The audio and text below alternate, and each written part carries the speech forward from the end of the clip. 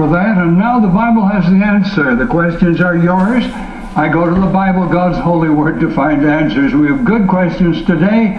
Let's get to the first one right now. Was Melchizedek a Christophany?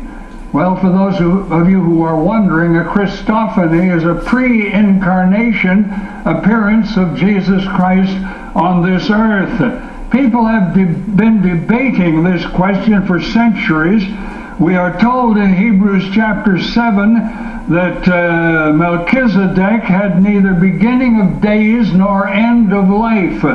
Was that because we simply have no record, or was he Christ manifested on the earth? Hebrews 7 declares that he is greater than Abraham, who gave him tithes when returning from the battle of the kings. Certainly Melchizedek was a type of Christ, but whether he was a pre-incarnation appearance of Christ, I cannot be sure. Frankly, I am inclined to think that he was, because of his greatness and because of the clear typology of Christ. And now question number 2. Does 1 Timothy 5 verse 8 really mean what it says? Well, that verse says that he who does not take care of his own is worse than an infidel. The Bible is inspired of God. All Scripture is given by inspiration of God. 2 Timothy 3:16. And so, yes, I believe that verse means exactly what it says.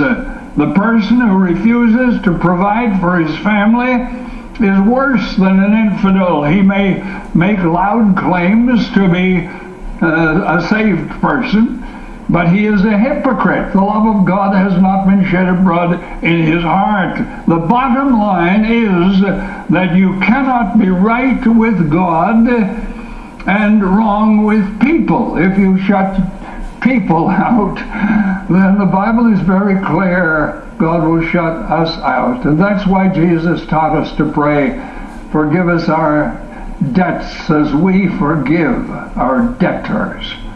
And now question number 3. If Jesus had no place to lay his head, Matthew 8 verse 20, where did he call home? Well, the Bible tells us that Capernaum, you'll find this in Matthew chapter 4 and verse 13, Capernaum was Jesus' home city during his ministry. However, he moved about a great deal, and obviously there were times when he slept in the open. It was those times to which Jesus referred when he said that the foxes have holes, the birds of the air have nests, but the Son of Man hath not where to lay his head. No doubt generous people donated to the cause of the apostolic group, and Judas was the treasurer, but there were obviously times when Jesus had no place to lay his head except under the stars of heaven, and so he can relate to homeless people. He can relate to everyone, and the message is to homeless people. Thank you so much for these questions. I trust the answers have been helpful. If you have a question you'd like me to use on the Bible as the answer, please write it out, send it to me. I'll be pleased to hear from you. I'll get to your question on the air just as quickly as I can. And when you write, all the address you need is simply Faith to Live By, Box 426, Winnipeg, Manitoba, and the code is R3C2H6. Let's listen to the trio now, When I Survey the Wondrous Cross.